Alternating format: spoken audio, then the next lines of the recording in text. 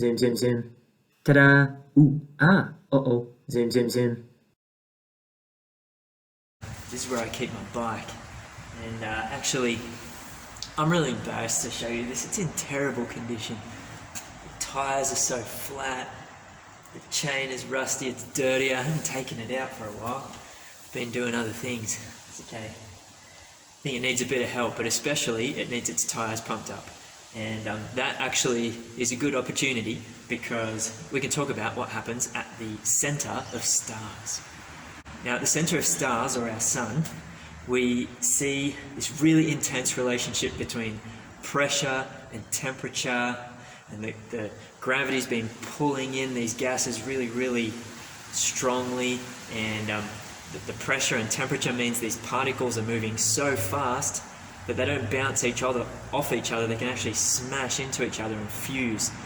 That is, their nuclei actually stick together and become one nucleus.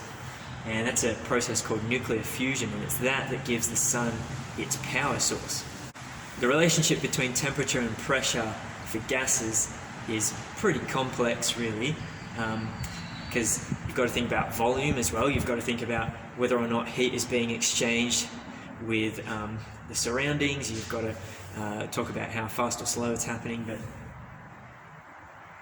basically temperature and pressure are related, and often when you compress a gas you'll end up heating it up. So I'm going to try something. I don't have any instrumentation to prove this to you, you're just going to have to believe me by feel, but as I pump the tyre up, I'm going to feel the tyre, the nozzle, I'm going to feel what's happening to the pump, and I'm going to see if there's any changes in the temperature. It's all pretty cold at the moment, so we'll see what happens. I've also got a nice little pressure gauge on here so I can see if the pressure has in fact gone up. Let's give it a go.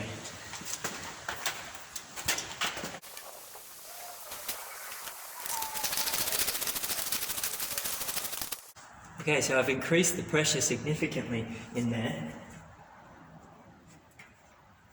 I can't feel any temperature differences in the tyre or the nozzle, to be honest, but in the body of my pump here, that's really warm. In fact, right here on the pipe, it's really hot. Now, if it was just the body of the pump, I'd say, oh, maybe that's the friction inside the pump.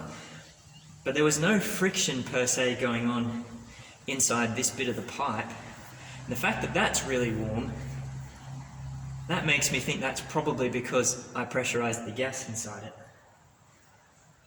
I'd have to do some more testing to be sure, but that's pretty cool. It's nowhere near the temperature of the center of the sun. Obviously, not even close. That gives you a bit of an idea. So there you go. There's a relationship between pressure, temperature, and energy in gases.